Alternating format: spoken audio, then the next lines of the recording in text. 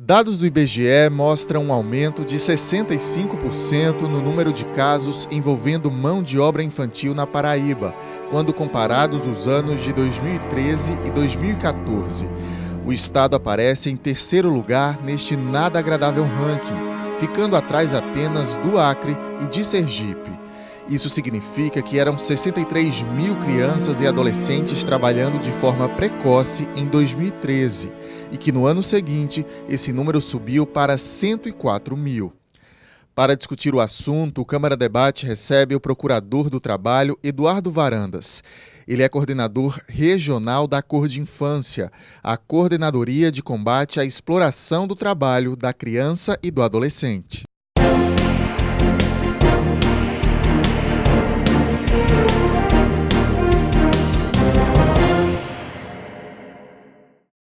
Você de casa que acompanha a nossa programação, seja muito bem-vindo a mais uma edição do nosso Câmara Debate. Doutor Eduardo, também bem-vindo à TV Câmara mais uma vez. É um prazer sempre estar aqui. Doutor Eduardo, deixa eu começar aqui já citando alguns dados, os mais recentes que existem, dados do IBGE, que trazem aí um aumento de 65% no número de casos envolvendo mão de obra infantil na Paraíba, quando se compara 2013 com 2014, e um aumento de 140% na faixa etária que a gente considera pré-adolescente, é isso? Exatamente. São dados bem preocupantes. Eu acho que é uma situação alarmante. Esses números revelam que as políticas públicas aplicadas ao estado da Paraíba estão falidas. Porque nós estamos levando em conta os anos 2013 e 2014, onde a crise econômica ainda não era tão grave como agora. Então, os números que vierem depois possivelmente serão piores. E aí fica a pergunta: de que serve uma estrutura pública que não cuida do principal, que é a criança e o adolescente? A Constituição diz que criança e adolescente merecem proteção prioritária absoluta da sociedade, do Estado e da família. Esse artigo não vem sendo cumprido. Então, eu acho que o poder público como um todo deveria reavaliar suas ações, e aí eu incluo, inclusive, o Ministério Público. Ou seja, todos nós estamos falhando enquanto Estado, estamos falhando enquanto sociedade, e a família está desprotegida. Para se corrigir qualquer problema, é preciso identificá-lo primeiro.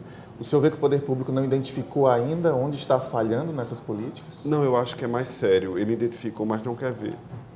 As escolas públicas estão sucateadas, a assistência social às famílias é sofrível, os órgãos de assistência social estão repletos de trabalhadores contratados temporários, não há concurso público para assistente social. Aí você vai para uma gama de outras políticas públicas complementares, como a saúde pública, não temos um programa de geração de emprego e renda decente para adultos.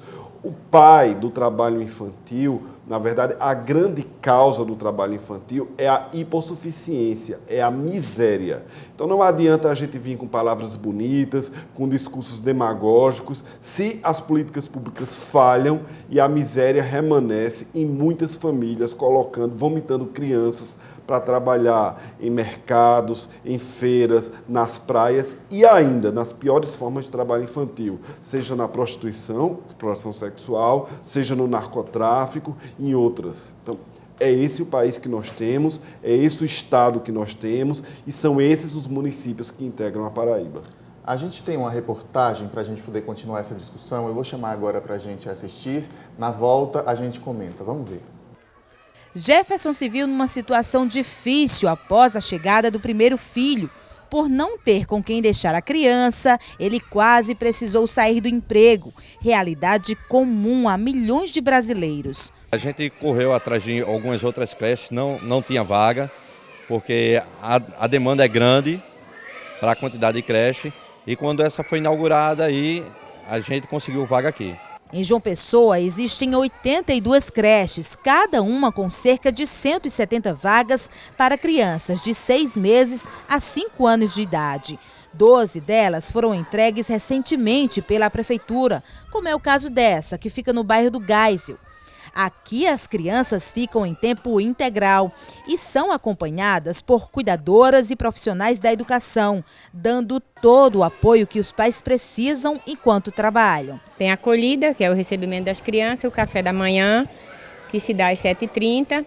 eles vão para a sala e tem as atividades pedagógicas, né? Atividades em sala de aula, atividades de campo também, que é aqui no pátio, na caixa de areia. As crianças aqui, elas têm 5 alimentações: o café da manhã, o lanche da manhã, o almoço, o lanche da tarde e o jantar. Esta outra escola, que também funciona em tempo integral, oferece quase 400 vagas, mas ainda assim não consegue atender a grande demanda. Emanuele matriculou a filha aqui quando ela ainda tinha 6 anos, mas foi preciso peregrinar muito até encontrar uma vaga. Eu pagava uma escolinha particular, onde ela ficava o período integral também, mas como pesava demais no bolso. Aí foi quando não deu mais, ou eu deixava de trabalhar, ou eu cuidava dela, né?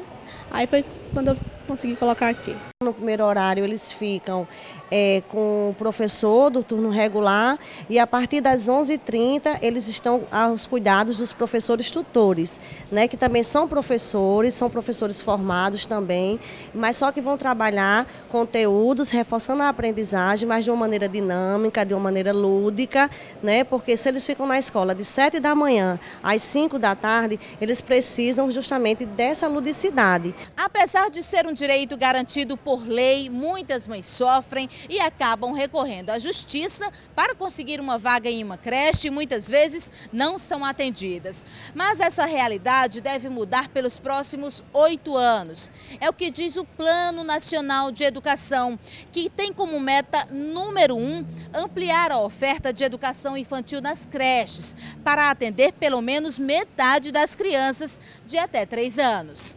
Segundo um estudo com dados nacionais feito pelo Tribunal de Contas do Rio Grande do Sul, faltam mais de 3 milhões de vagas em creches e pré-escolas públicas para alunos de até 5 anos de idade.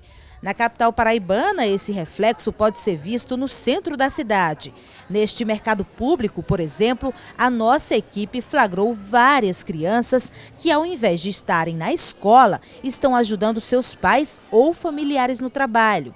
Este homem diz que não tem com quem deixar a filha, porque as aulas da escola ainda não começaram. Ela já está matriculada, mas no momento agora, até começou o dia 10 as aulas dela, mas até esse momento não tem professor para o ano dela, que é primeira série. Aí eu tenho que estar comigo aqui no meu pé, né?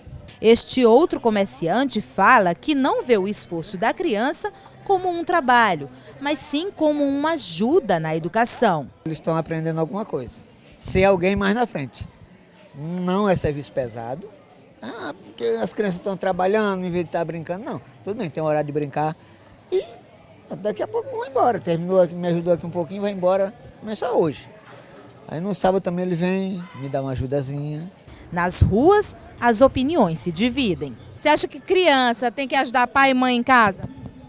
Depende, né? Também, assim, se não for algo muito, assim, uma tarefa muito árdua, pode sim, ajudando a forrar a cama, entendeu? Mas não trabalhar necessariamente, porque criança tem que estudar e brincar. Por exemplo, se ele leva uma criança para o trabalho com ele, para ajudar na feira, para ele ensinar a criança, tipo, a passar troco, ele está ajudando a criança a aprender, mas não explorar. Não é exploração, não. Quando uma criança começa a trabalhar para levar o sustento para casa, eu não acho que seja exploração, não. Desde que haja uma fiscalização daquele trabalho. Eu acredito que a criança ela deve estudar. Ele tem que acostumar desde pequeno mesmo a trabalhar, a servir. Enquanto ele está fazendo alguma coisa doméstica em casa, não está roubando, não está se drogando.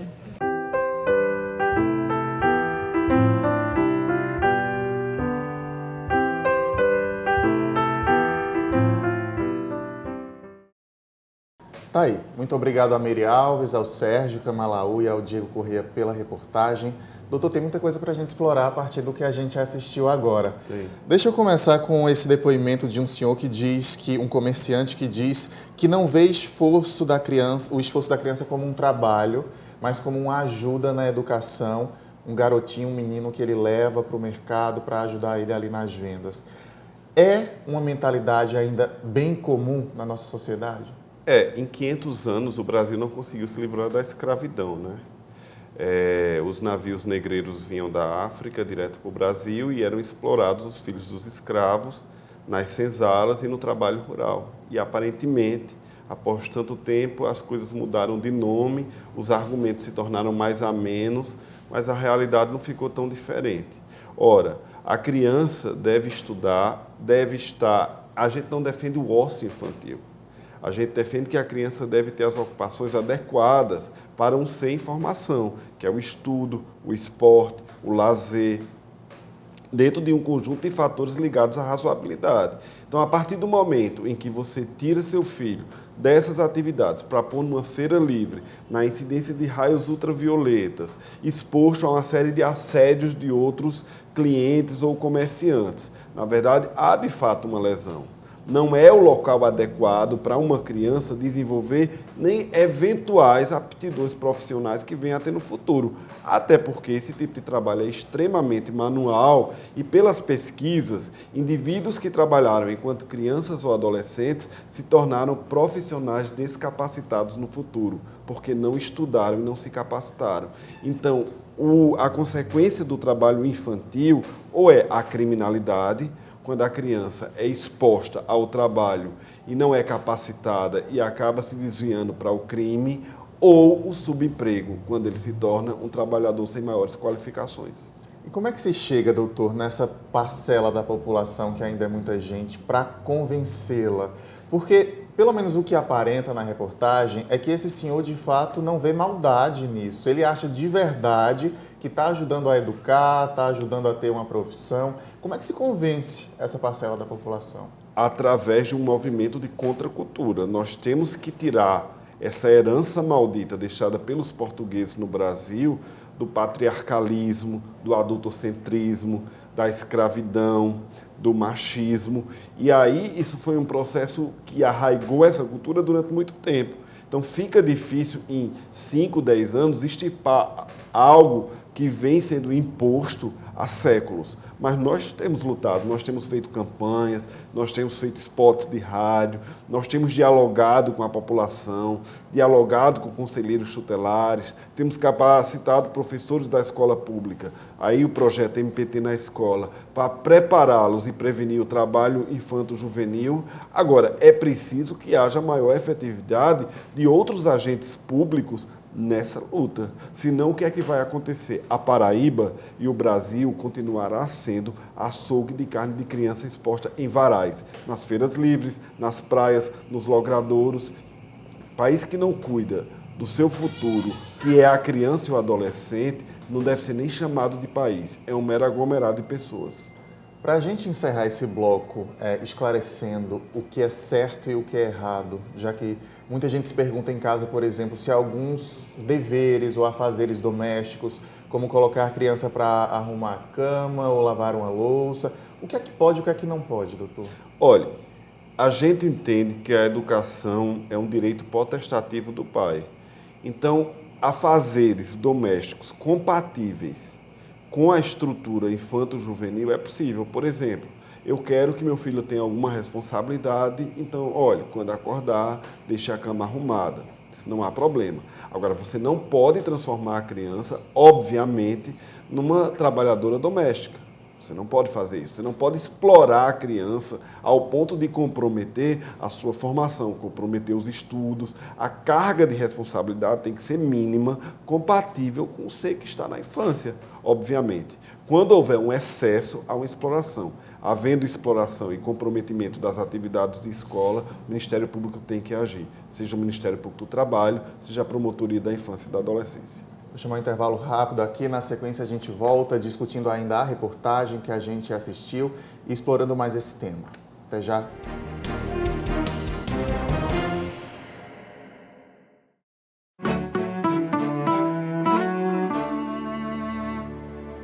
Hoje eu resolvi cantar pra essa cidade que resolveu morar em mim e que me faz bem ver o sol nascer na mão, no mar, na areia, sentir o sanhal a correr na minha veia. Hoje eu resolvi cantar pra todo mundo que faz a cidade girar.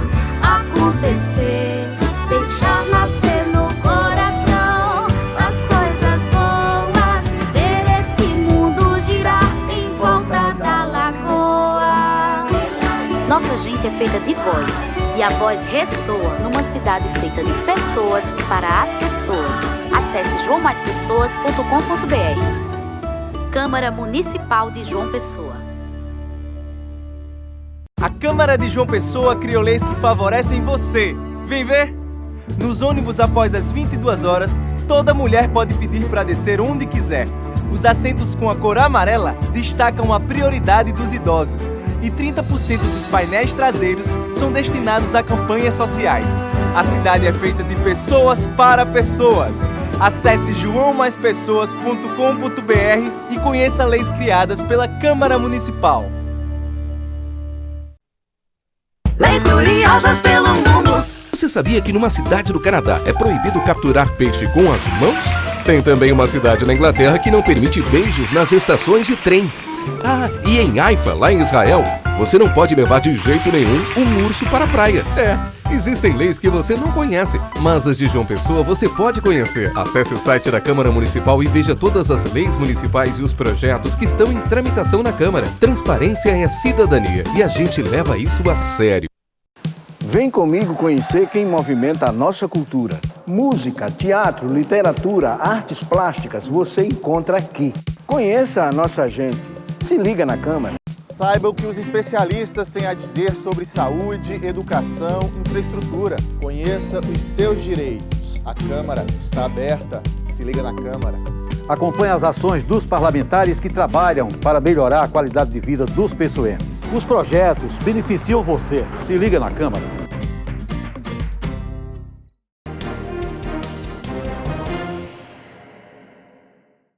O Câmara Debate está de volta e essa semana a nossa discussão é sobre trabalho infantil. Estamos recebendo o Procurador do Trabalho, Eduardo Varandas, que é coordenador regional da Cor de Infância, a Coordenadoria de Combate à Exploração do Trabalho da Criança e do Adolescente.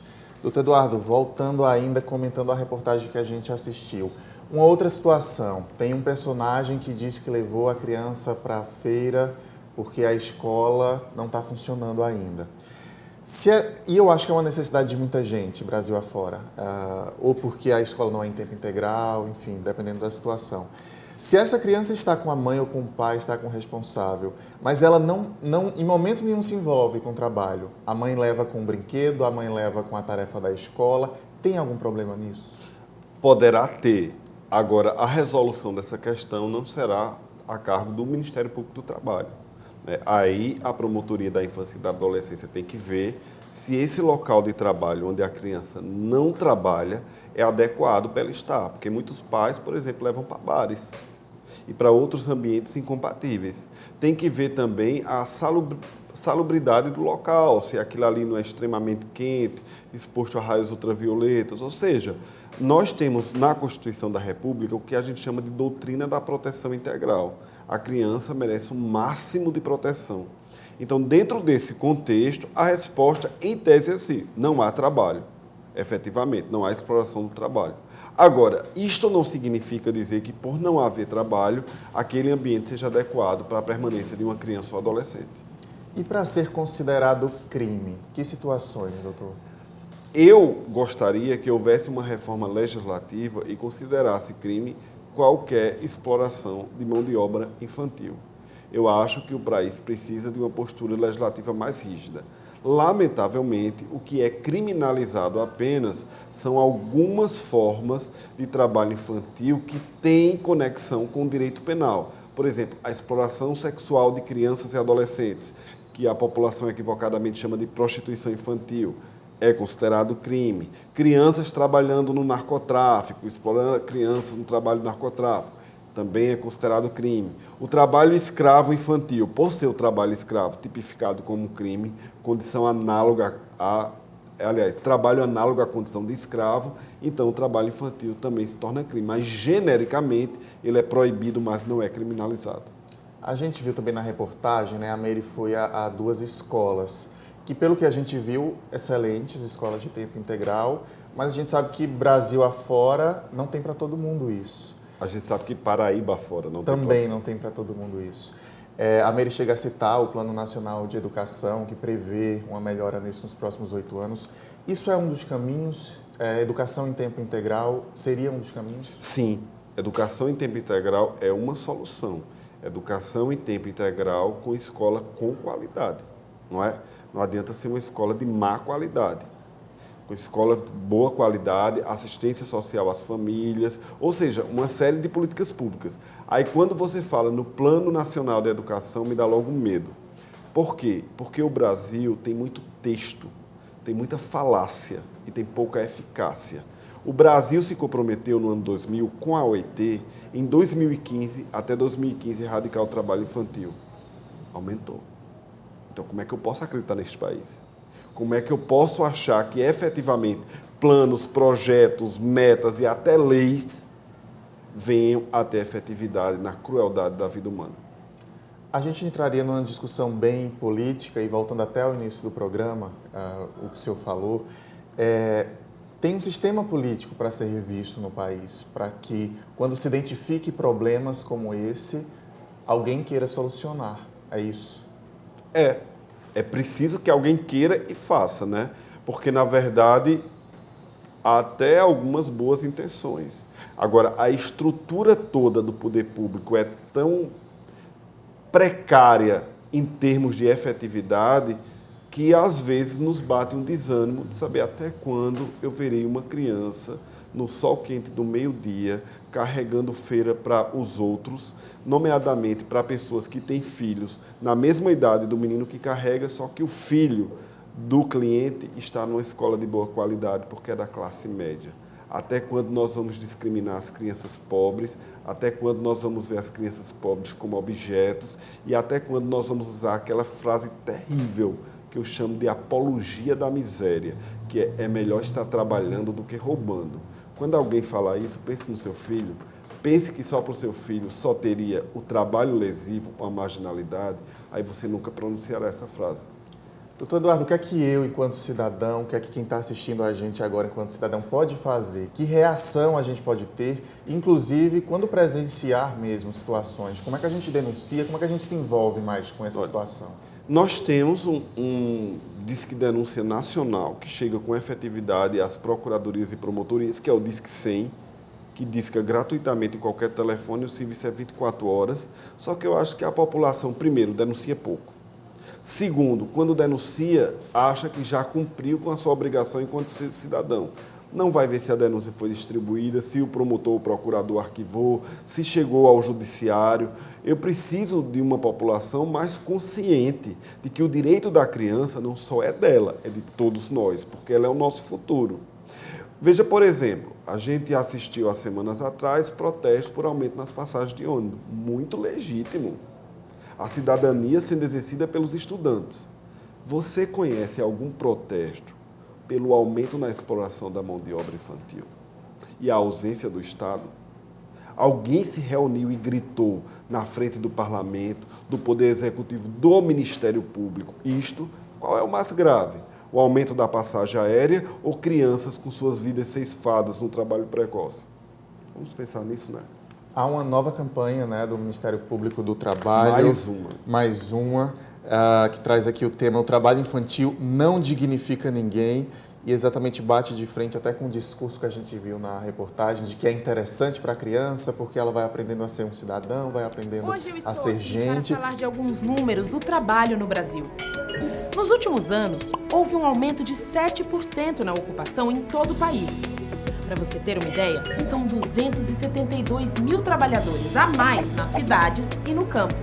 É o maior aumento em mais de uma década. Esses números seriam excelentes se eu não estivesse falando sobre trabalho de crianças e adolescentes.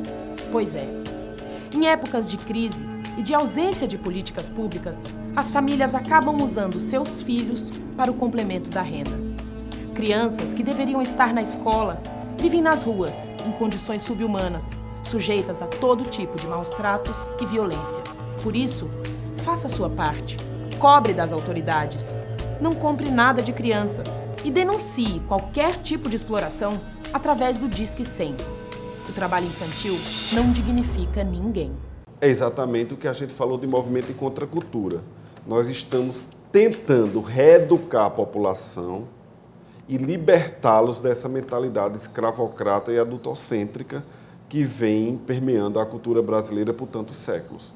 E aí é apenas um dos nossos instrumentos, fora a nossa atuação enquanto Ministério Público. Instaurar inquérito, chama paz, responsabiliza perante a justiça, chama conselho tutelar, ou seja, nós estamos sempre em atividade. Agora, no trabalho infantil, vem a calhar uma frase, um adágio muito importante: andorinha só não faz verão.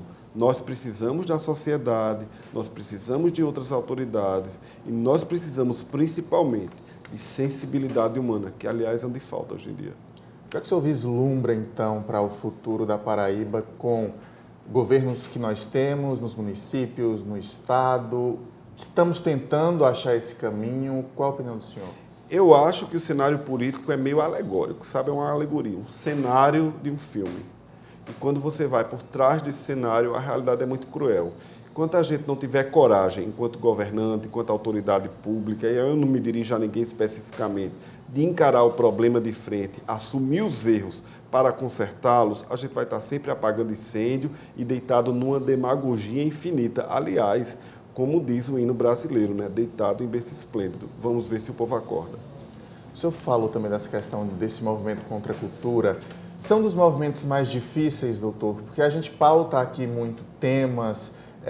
Nas 2 últimas semanas, por exemplo, a gente fez um debate sobre imposição de gênero, sobre intolerância religiosa, e tudo bate exatamente com o movimento necessário contra a cultura. É o mais difícil de se fazer, mudar mentalidades de uma sociedade? Eu acho que Einstein responde à sua pergunta. Ele fala que é mais fácil mudar o universo do que um conceito ou um preconceito humano. É a luta. Eu queria agora que o senhor, a gente está quase chegando no finzinho do programa, eu queria que o senhor, voltado diretamente para o telespectador, convidasse a população a se envolver de fato nessa campanha e a poder tentar ajudar de alguma maneira a reverter essa situação que a gente tem. Olha, eu acho que existem crianças sendo sexualmente exploradas, crianças escravizadas, crianças que estão não na África, não do outro lado do mundo, mas bem pertinho da janela da gente. Procure, dentro do seu coração, se inquietar com essa situação, porque se a gente não protege a semente, que é a criança, não vai nascer nenhuma árvore. Não nascer nenhuma árvore, a gente não tem nenhum futuro. Saia do seu ambiente de comodidade e engaje conosco nessa luta. Salvar a criança é a prioridade de qualquer república. Doutor Eduardo, muito obrigado pela presença mais uma vez aqui na TV Câmara. Portas sempre abertas para a gente continuar essas discussões. Obrigado mesmo. Eu que agradeço. Vamos esperar por dias melhores, né? Sem dúvida. O Câmara Debate de hoje termina agora, mas eu lembro que pela internet a gente está sempre em contato com você. Você pode, inclusive, sugerir a próxima discussão que a gente vai fazer aqui, pelo TV Câmara JP no Facebook ou também pelo TV Câmara JP no YouTube, onde você pode rever todos os nossos programas. Muito obrigado pela companhia em mais esta semana e a gente se vê na próxima, então. Até lá!